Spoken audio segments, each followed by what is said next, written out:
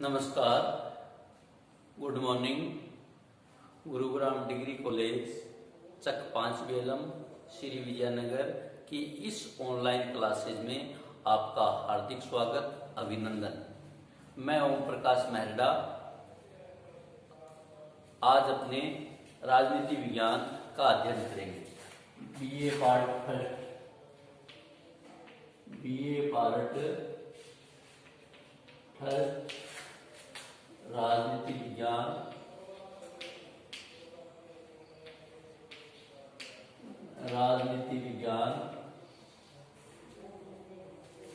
Paper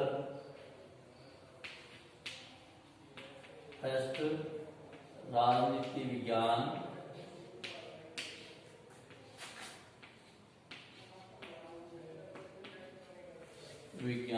के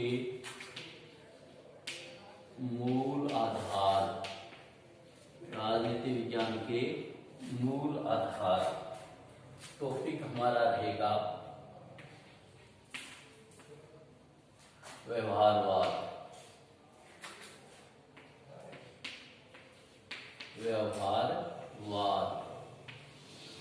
इससे पूर्व हमने परंपरागत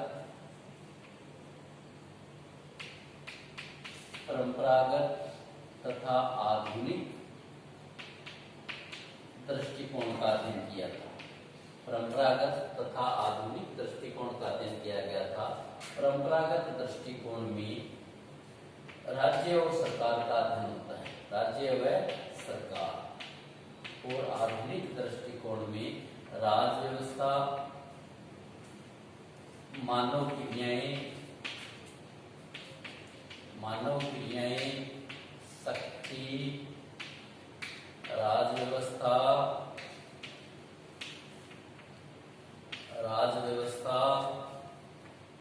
तथा निर्णय निर्माण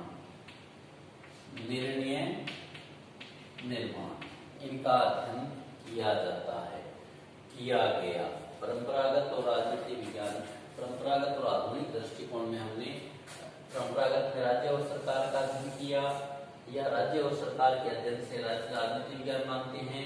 आधुनिक दृष्टिकोण में मानव क्रियाएं, शक्ति, राज व्यवस्था तथा निर्णय निर्माण, ये सारी क्रियाएं मिलके राजनीति विज्ञान कहते हैं।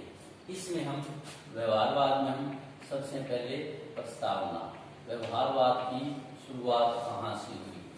व्यवहारवाद के शुरुआत द्वितीय विश्व युद्ध के बाद की जो स्थिति पैदा हुई, उसमें व्यवहारवाद के राजनीतिक चिंतकों का व्यवहारवाद संबंधी विचार किए। व्यवहारवाद का मूल यह है कि द्वितीय विश्व युद्ध के बाद परंपरागत दृष्टिकोण की कमियों को देखते हुए, परंपरागत दृष्टिकोण को अपूर्ण राजनीति विज्ञान मानते हुए, परंपरागत दृष्टिकोण के बाद एक व्यापक क्रांति हुई, जिसमें समस्त समाज विज्ञानों को प्रभावित किया, जिसने दूसरे समाज विज्ञान थे, इतिहास, भूगोल, अर्थशास्त्र, नीति शास्त्र, मनोविज्ञान, सभी को प्रभावित किया।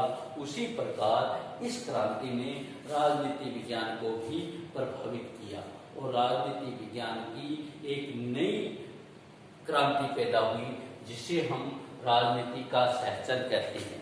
इस क्रांति के द्वारा हमने व्यवहारवाद का अध्ययन किया। अब व्यवहारवाद का आशय क्या है? व्यवहारवाद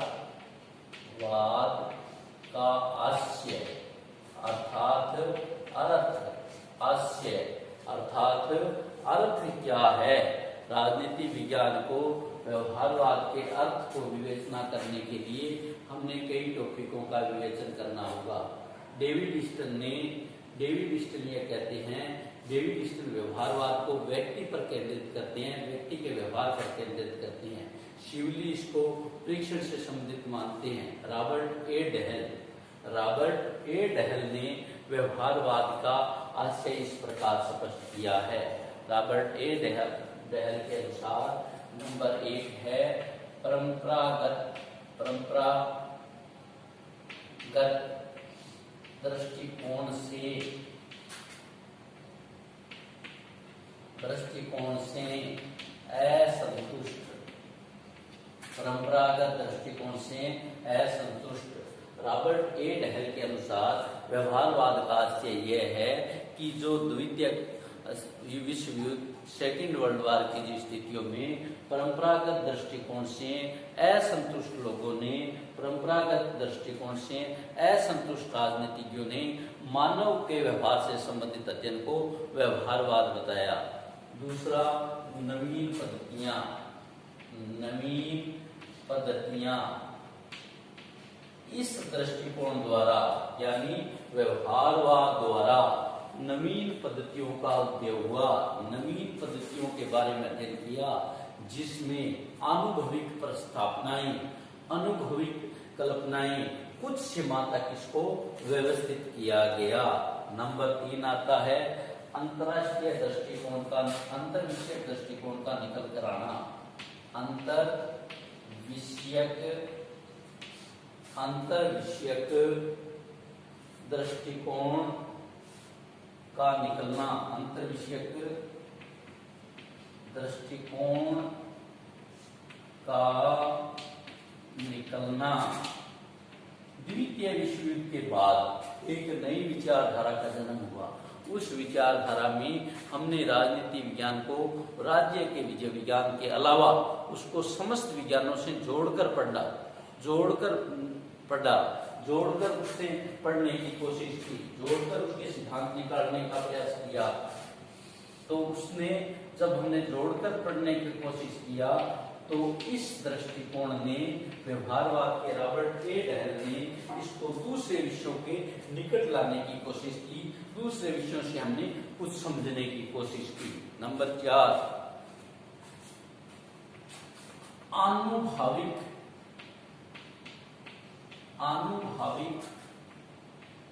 तथ्यों के अलावा, आनुभाविक तथ्यों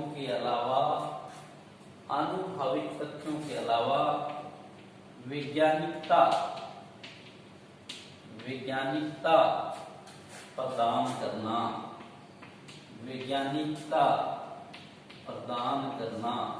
इस दृष्टिकोण के अनुसार, व्यवहारवाद के अनुसार, रॉबर्ट ए डहल ने बताया कि जो हमारा पुराना अनुभव के आधार पर सिद्धांत दिए गए थे, अनुभव के आधार पर सिद्धांत दिए गए थे, उसको व्यवहारवाद ने वैज्ञानिक रूप देने की कोशिश की, उसको व्यवहारवाद ने वैज्ञानिक रूप देने की कोशिश की। नंबर 5,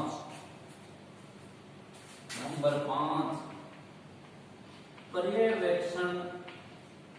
नंबर 5, पर्यवेक्षण किए जाने वाला व्यवहार, पर्यवेक्षण किए जाने वाला व्यवहार, पर्यवेक्षण किए जाने वाला व्यवहार। रॉबर्ट ए डहल के अनुसार इसमें इस प्रकार के व्यवहार की कल्पना की गई, इस प्रकार के व्यवहार को अपनाया गया, जो व्यवहार मानव व्यवहार का पर्यवेक्षण करता है। मानव व्यवहार के पर्यवेक्षण के बाद हमने जो व्यवहार निर्धारित किया, वो व्यवहारवाद के अंतर्गत आया, वो व्यवहारवाद माना। नंबर 6, उद्देश्य स्पष्ट करना। व्यवहारवाद दृष्टिकोण के अनुसार, व्यवहार दृष्टिकोण में रॉबर्ट ए डहल के अनुसार यह ऐसा व्यवहार है, ऐसी कल्पना है, ऐसा दृष्टिकोण है जिसने पूर्ण रूप से उद्देश्य स्पष्ट करने की कोशिश की है, जिसने पूर्ण रूप से उद्देश्य स्पष्ट किए हैं। ये है हमारा व्यवहारवाद का आशय। व्यवहारवाद के आशय से हमारा मतलब ये है कि इसने परंपरागत दृष्टिकोण से असंतुष्ट लोग थे, तो उन्होंने एक नया दृष्टिकोण दिया जिसको व्यवहारवाद दिया। नई पद्धतियों को अपनाया गया, उसको व्यवहारवाद नाम दिया। अंतर विषयक दृष्टिकोण को जिस दृष्टिकोण ने निकटता लाई, उसे व्यवहारवाद का नाम दिया। अनुभविक तथ्यों के अलावा पुराने जितने भी दृष्टिकोण थे उन्होंने अनुभव के आधार पर अपने विचार दिए थे। इन्होंने अनुभविक तथ्यों के अलावा जिसने वैज्ञानिकता का रूप दिया उसको व्यवहारवाद का नाम दिया। परिवेक्षण का करके जो तथ्य प्रकट किए उसको व्यवहारवाद का नाम दिया। जिसने उद्देश्य स्पष्ट किए उसने व्यवहारवाद का नाम दिया। इस प्रकार से हमें व्यवहारवाद के आशय और प्रस्तावना स्पष्ट करने का प्रयास किया। नेक्स्ट जो पॉइंट है हमारा सी नंबर, ए नंबर था प्रस्तावना, बी नंबर था व्यवहारवाद का आशय, सी नंबर जो पॉइंट है व्यवहारवाद के उद्देश्य और विकास के कारण। व्यवहारवाद के उद्देश्य एवं विकास के कारण, विकास के कारण, उद्देश्य एवं विकास के कारण व्यवहारवाद कोई भी दृष्टिकोण, कोई भी विचारधारा, नई विचारधारा पैदा होती है तो उसके कुछ न कुछ कारण रहते हैं। इसमें व्यवहारवाद भी इसी प्रकार हमारा राजनीतिक विज्ञान का तीसरा दृष्टिकोण है। उससे पहले परंपरागत तथा आधुनिक दृष्टिकोण का हम अध्ययन कर चुके हैं। अब व्यवहारवाद के जब पूर्व में दो उद्देश्य थे, पूर्व में दो दृष्टिकोण थे, तो तीसरे दृष्टिकोण का उद्देश्य क्यों हुआ, विकास क्यों हुआ, इससे संबंधित हम स्पष्ट करने की कोशिश करेंगे। नहीं है पे एक नंबर है इसमें परंपरागत दृष्टिकोण, परंपरागत दृष्टिकोण,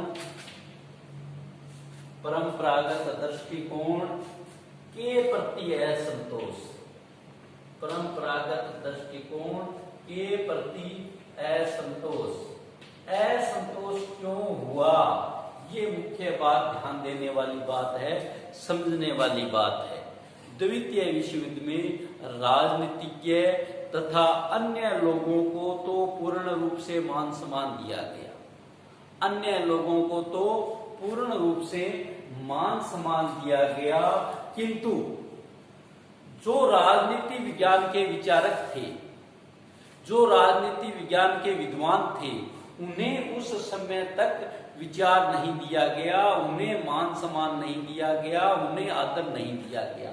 इसलिए जो राजनीति विज्ञान के विचारक थे उन लोगों में विरोध पनपा, उन लोगों ने विरोध पनपा, तो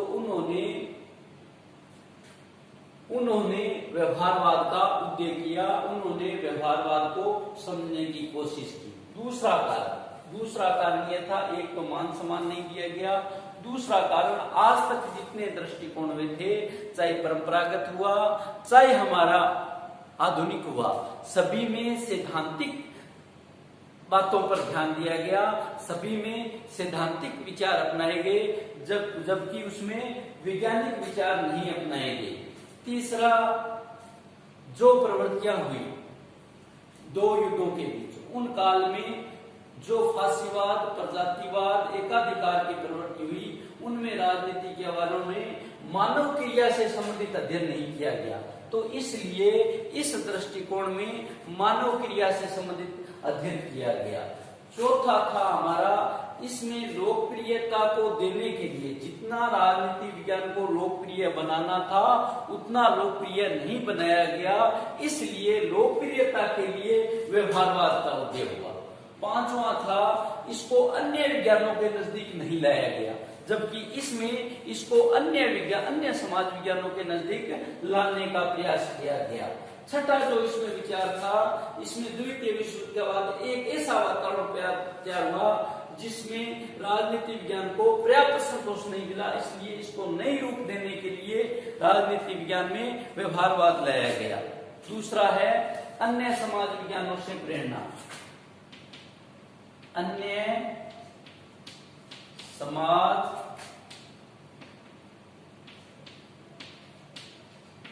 विज्ञानों से प्रेरणा। ये बात समझने के लिए विशेष जरूरत है कि अन्य समाज विज्ञानों को क्या प्रेरणा मिली। दूसरे समाज विज्ञान, भूगोल, अर्थशास्त्र, नीति शास्त्र, उन सब विज्ञानों में प्रयोगात्मक कार्य किए गए, पर्यवेक्षणात्मक किए गए, नई नई तकनीकों को अपनाया गया, किंतु इस दृष्टिकोण में नई नई तकनीकों को आधुनिक दृष्टिकोण तक नहीं अपनाया गया था। इसलिए नए व्यवहारवाद में अन्य समाज विज्ञानों से प्रेरणा लेकर इसको नए रूप देने का कार्य किया गया, ये मुख्य था। नंबर 3 है द्वितीय विश्व युद्ध का प्रभाव। द्वितीय विश्व युद्ध का प्रभाव किसी भी विश्व के सामने, कभी भी विश्व के सामने जो स्थिति पैदा होती है, उस स्थिति में व्यवहारवाद को गति मिलती है, नए दृष्टिकोण को गति मिलती है। तो इस नए दृष्टिकोण की गति के लिए, नए दृष्टिकोण को अपनाने के लिए, इस नए दृष्टिकोण को स्टार्ट रखने के लिए, नए दृष्टिकोण को समझने में द्वितीय विश्व युद्ध ने महत्वपूर्ण प्रभाव किया और उसके परिणाम स्वरूप व्यवहारवाद का जन्म हुआ, व्यवहारवाद का प्रेरणा तो हुआ, व्यवहारवाद का उदय हुआ।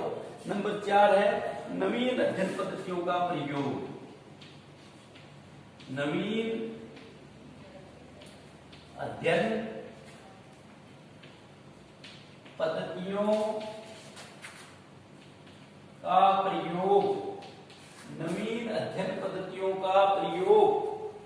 अब द्वितीय विश्व के बाद के दशकों में राजनीति विचारकों ने यह समझने की कोशिश की कि हमें अपने विचार को, अपने दृष्टिकोण को ठीक प्रकार से समझने के लिए नवीन दृष्टिकोण देना होगा, नई दिशा देनी होगी। इस नई दिशा देने के लिए उसमें सर्वेक्षण, सांख्यिकी, परिमाणात्मक, इस प्रकार की पद्धतियों को अपनाना होगा। इन पद्धतियों के लिए उन्होंने नवीन दृष्टिकोण, नवीन अध्ययन पद्धति का प्रयोग किया और नवीन अध्ययन पद्धति का प्रयोग करने से व्यवहारवाद का उदय हुआ। नंबर डी जो हमारा है व्यवहारवाद का विकास।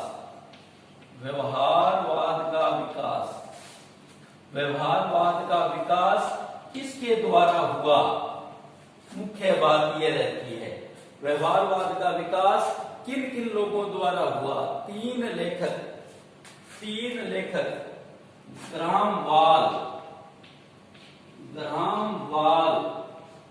ग्रामवाल ने अपना एक ग्रंथ लिखा, the process of government, human nature of political, human nature of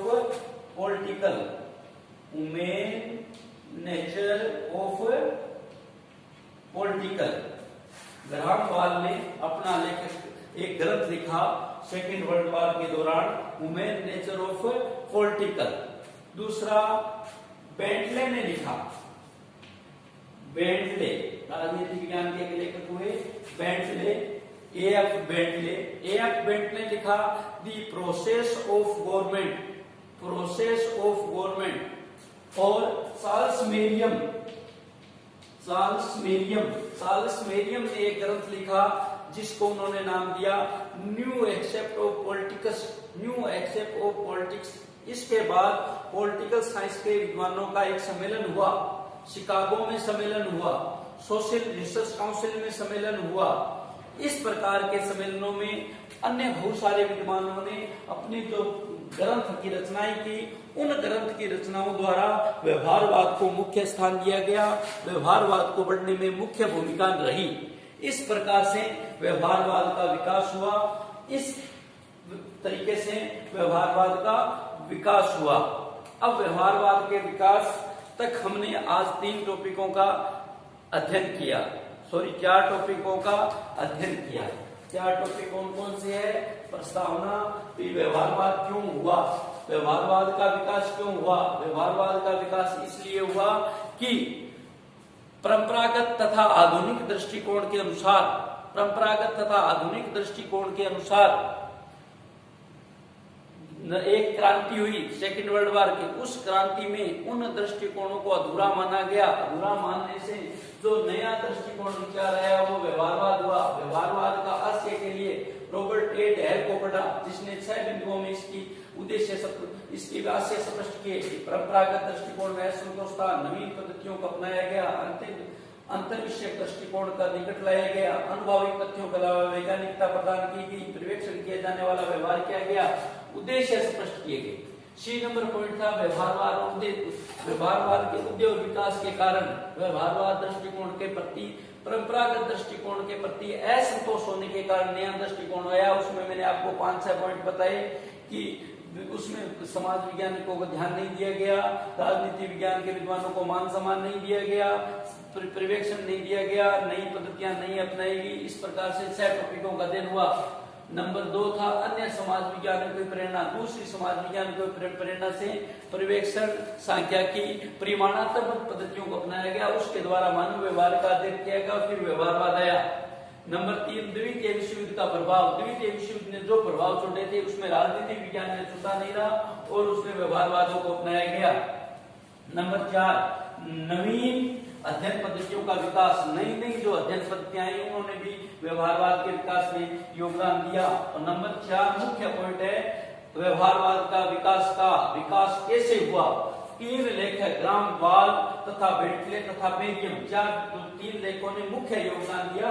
ग्रामवाल की books human nature of politics और दूसरी बेंटल ने अपनी बुक्स लिखी द प्रोसेस ऑफ गवर्नमेंट और मेरियम ने अपने बुक्स लिखी न्यू एक्सेप्ट ऑफ पॉलिटिक्स।